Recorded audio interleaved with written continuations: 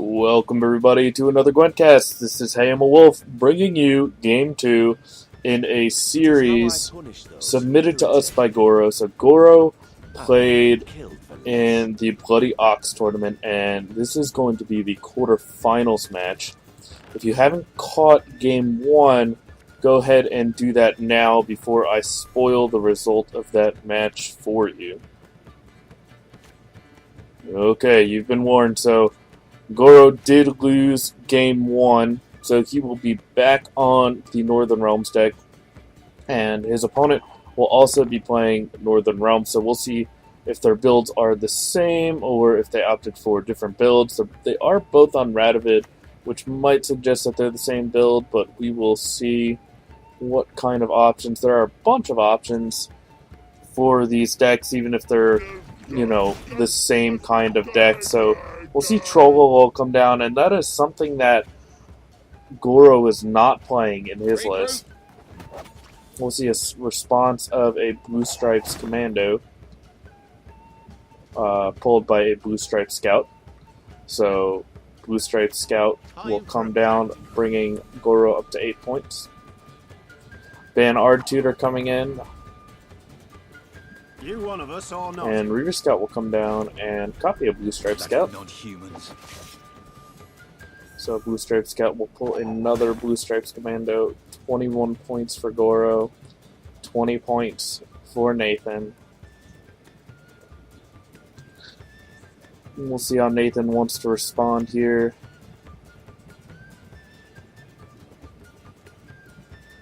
A couple of big options here might be Dunban or Heavy Cavalry. Heavy Cavalry is a good choice. We'll take a little bit of armor off the troll now, and then give it some more time to boost back up for a possible second Dunban or Heavy Cavalry. They'll are the option for Nathan.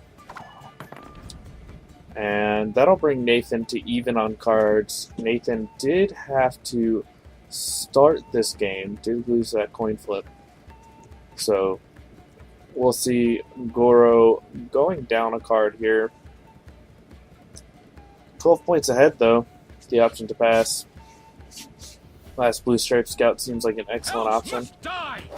Represents a large amount of points, bringing Goro to a 28 point lead. 48 to 20 the lead for Goro. Nathan doesn't really have anything going for him. He does have that troll armor ticking. There's a potential 10 points for Dunban or Heavy Cavalry.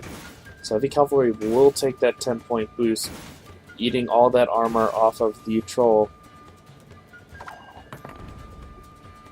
So an 18-point bronze play coming from Nathan, but still a 10-point lead for Goro. Can go ahead and take advantage of that Silver Spy and possibly pass back here for a 1-card advantage going into round 2 at the cost of losing round 1. But I feel like in this matchup in particular, you do want to try to win the game 1 if possible, that round 1 if possible. But the rope ticking down for Goro, he's going to have to make a decision. 20 seconds remaining to make his decision. Marching orders will pull out Stennis, and Stennis will find a battering ram. This battering ram, very mediocre, but 5 points off of the initial deployability from that ram, because the Blue Stripe Scouts are crewmen, so they will crew that battering ram for a little extra damage. High time the north was cleansed. So Witch Hunters coming in. They will target Banard Tutor to pull out more Witch Hunters, and the last Witch Hunter will shoot down a Blue Stripes Commando. But still a 6-point lead for Goro, despite that more than 18-point swing. 18 points coming in just from the Witch Hunters and their fellow Blue Stripes Commandos. An additional 3 points coming in off of that Witch Hunter deployability. Now, battering rams are looking pretty good here, as they will get that second trigger by shooting down a Witch Hunter. I think I'd shoot down... Yeah, actually, shooting down Witch Hunter does seem correct here. and the repeat deploy ability will be done on that heavy cavalry. Commander Soren coming in, granting 4 power to 5 adjacent units, a 20-point swing, will bring Nathan into a 2-point lead for round 1. Players are even on cards. We'll see this Death Mold come down, and this Death Mold wasn't seeing too much play not too long ago, but it's seeing more and more play as Gold Weather's becoming more common. So a Thunderbolt Potion coming in, boosting 3 adjacent units by 3 and providing them with 2 armor. Not going to be very impactful, that armor here, as that Thunderbolt Potion really only represents 9 points. So while it does protect them from a battering ram, there are a ton of other targets, and the Dunbanner Heavy Cavalry coming down for Goro, patiently waiting, trying to play his Dunbanner Heavy Cavalry 1 turn before Nathan might play his. So we'll see how Nathan wants to respond here. Was likely sitting on a second Dunbanner Heavy Cavalry, and that's going to be mostly dead for the next couple turns. So Radovid coming in, and I like this. This is just going to be a 14-point Radovid, but this does open the option for Goro to lock up that troll if he desires.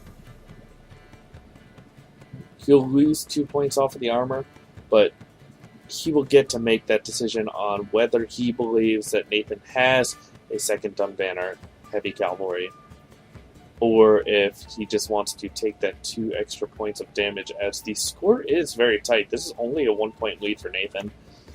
Checkmate. And with Goro essentially having to play first, we'll see if Goro wants that 2 extra points, which he will eventually lose to that Heavy Cavalry if Nathan is holding Heavy Cavalry. So, depending on if Goro locks up the troll or if he does take out this Blue Stripes Commando, we will have a 13-point lead for Goro.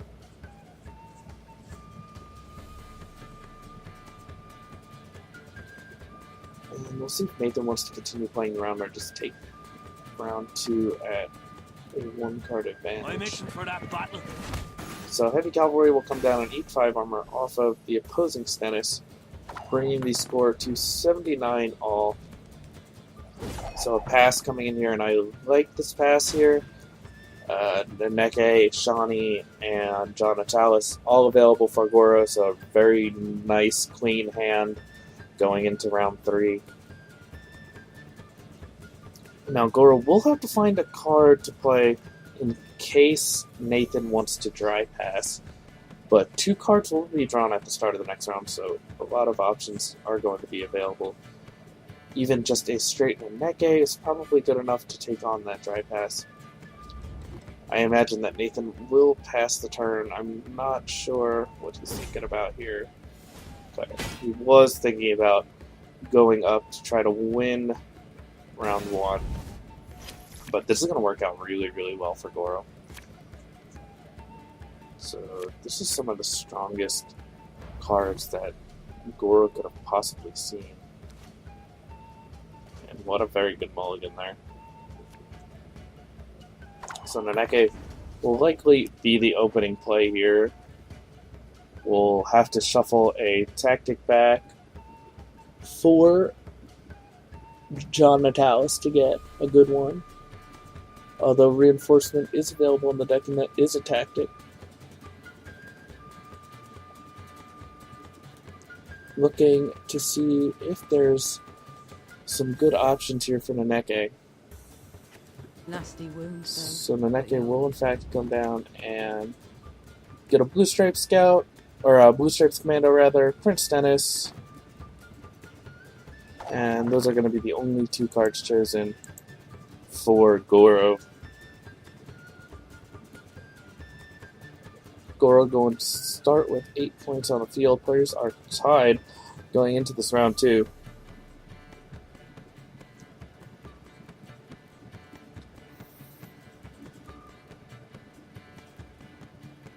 So depending on how long the series is, this could be the final game here for Goro, because I think it is a best out of 3. So if Nathan manages to take this game down, that'll spell the end of the quarterfinals for Goro.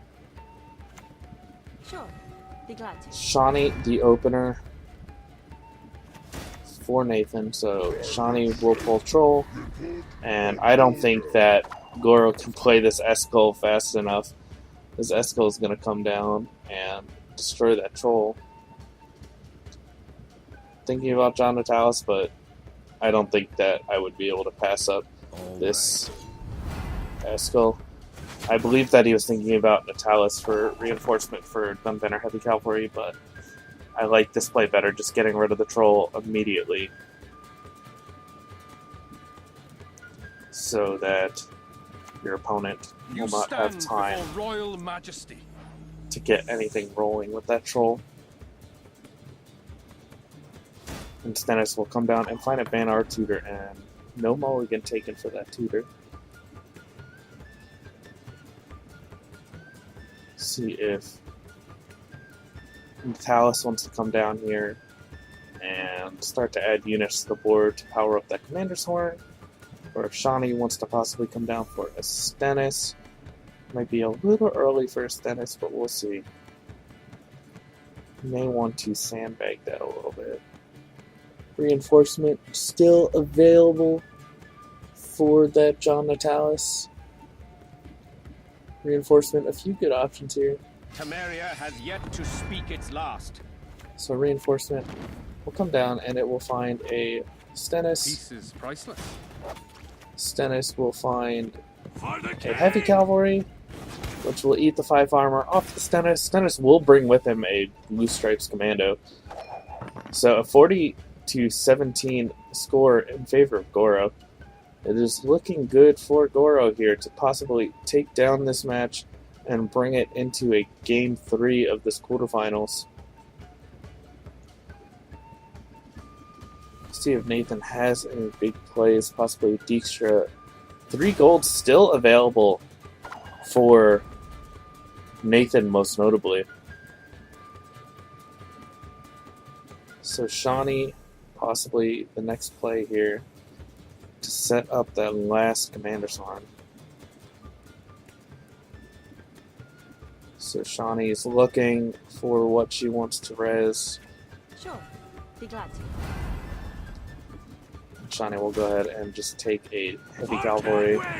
Heavy cavalry will eat 7 armor off of the opposing Stennis. Stennis who got an extra 2 armor off of a Thunderbolt potion. And Dijkstra is going to come down for Nathan.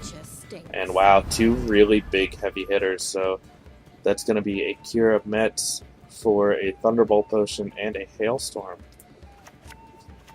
And that doesn't quite catch up Goro here. Or that doesn't quite catch Nathan up to Goro. We will see Commander's Horn come down for 20 points, so a pretty large lead here, and Dunbanner Heavy Cavalry is not going to do it.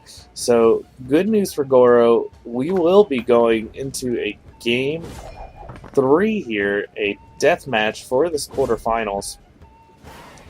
So we'll go ahead and see that tomorrow. If you have a game that you'd like to submit, I am absolutely running out of content. So if there is a game that you'd like me to cast, go ahead and ship that over to hamwolfgwent@gmail.com. If you have any questions or comments, I'd love to hear them. Go ahead and comment below. Thank you, everybody. This is Ham Wolf, signing off.